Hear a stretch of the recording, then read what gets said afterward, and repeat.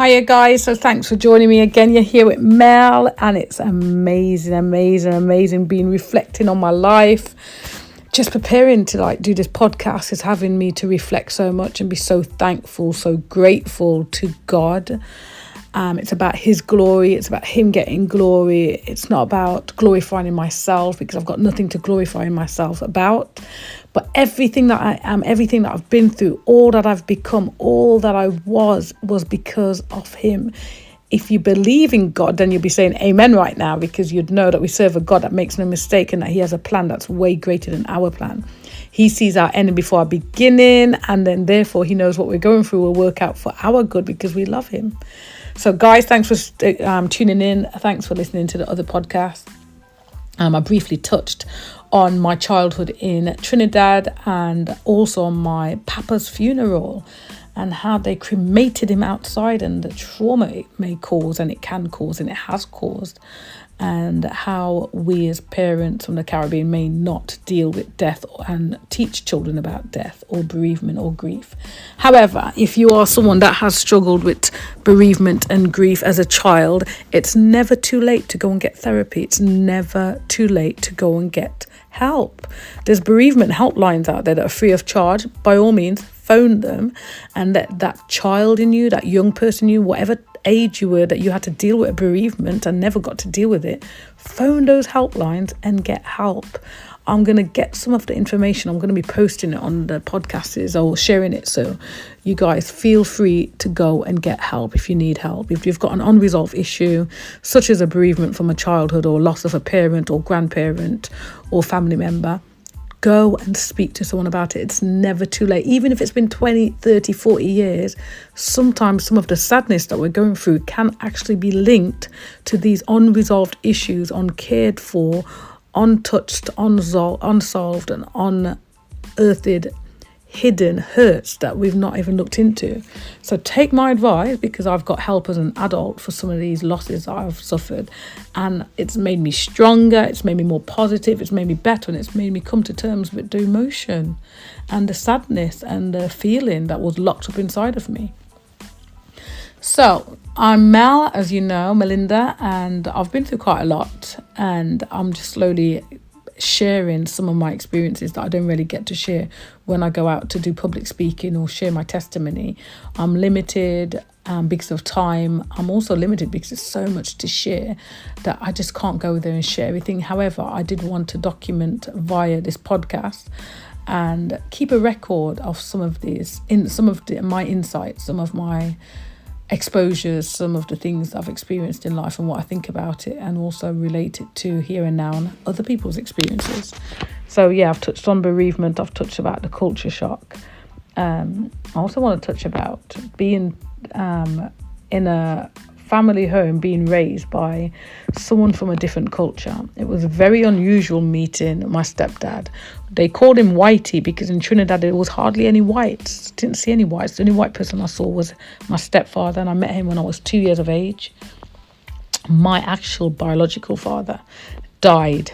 So this is a story. I'll tell you this now, and in one of the podcasts later I'll tell you the complications of being told I had a different father. But my dad died in 1979, and my mum may have gone out on the Friday or the Saturday. I can't recall what she told me. They had sex, and she got pregnant, and then the next day they were meant to be going out for a barbecue or so, for a lime at the beach with a friend, and he called for my mum to go, and my mama said no, she's not going nowhere, she have to stay home and look after she child. She been working every week, and this is she day off, let she stay home, let she look after she baby, she not going nowhere. So my grandma put her foot down, the one that didn't have the stroke, the one that was working. She was like, I'm putting this foot down and you're not going nowhere. I had to look after this child on my own with my one arm, one leg in operation. You're not going nowhere today. Basically, that's the Trinidadian mentality. And she must have put her foot down and tell my mum she's not going nowhere. So my mum didn't go, and my mum stayed home and looked after my older sister. And that same day, this is 24 hours later after my mum had slept with him, my dad encountered a car accident. It was him and his two friends, I believe, or three friends, going to the beach to a lime. And as he was overtaken and taken over on the highway, a lorry was facing him and he could not get back in the lane. The person would not let him in, and the lorry was coming and facing him, and he hit the lorry head on. The other people in the car flew out because he wasn't wearing the seatbelt. Apparently he was wearing a seatbelt, and I'm a big promoter of wearing seatbelts, but on this occasion it was a negative because the other people flew out the car, but the impact of the lorry was so heavy on him that he got crushed in that car. Even though he got crushed, the story says that by the time someone came to aid, he gave my mum's name. It's very important to know this because he was already married to someone else, and he had 4 sons with this lady. He was already married to Rita, and he already had 4 sons, and my mum was having an affair. And it's very typical and it's very normal in Trinidad to have a wife and then a common law wife, a husband and a common law husband.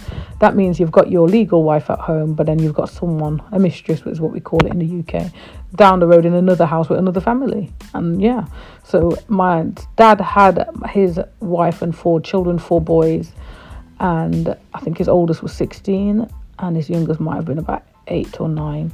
And then he had my sister with my mom, and then she got pregnant with me 20 hours before he died. And because she was a little bit of a player, she didn't know who the dad was, so she grew up I grew up being told that someone else was my father. That's another thing. Child destroying, mental destroying, and mentally affecting lie that parents do. They don't tell children who their parents are.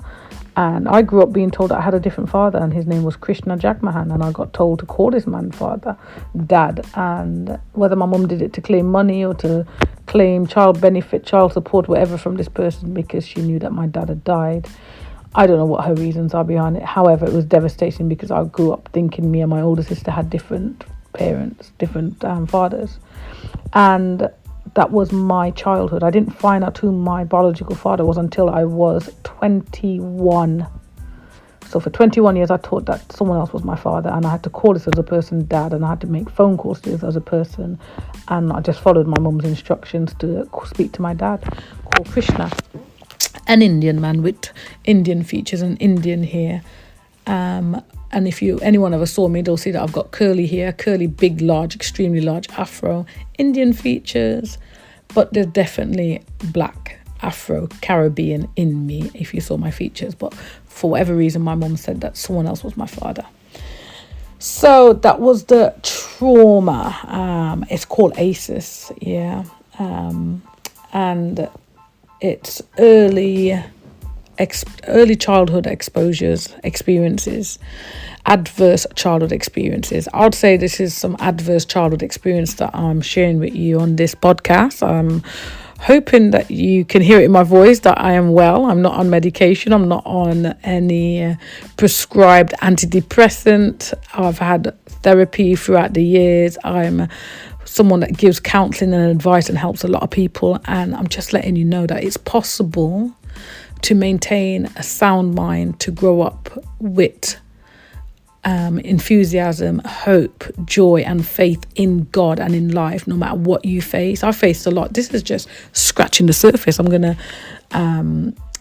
to keep the podcast is short so you can hear little bite-sized snippets of my story.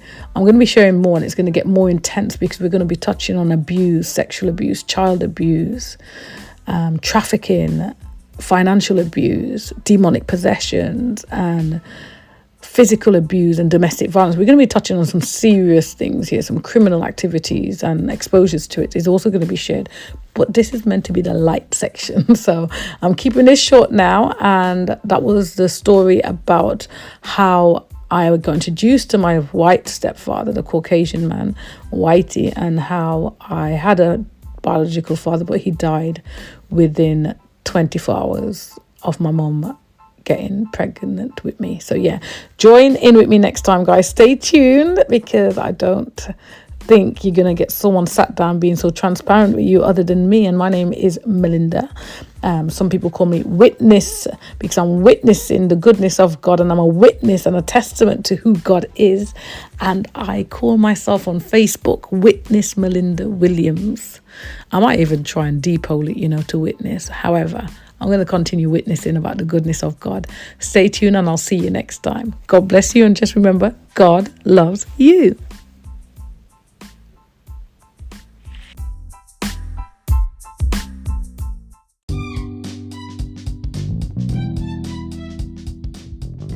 Thanks for joining me on the Omel podcast. It's been brilliant being able to share life experience with you. Please like, subscribe, and feel free to share to someone that may benefit from this. Take care and God bless you.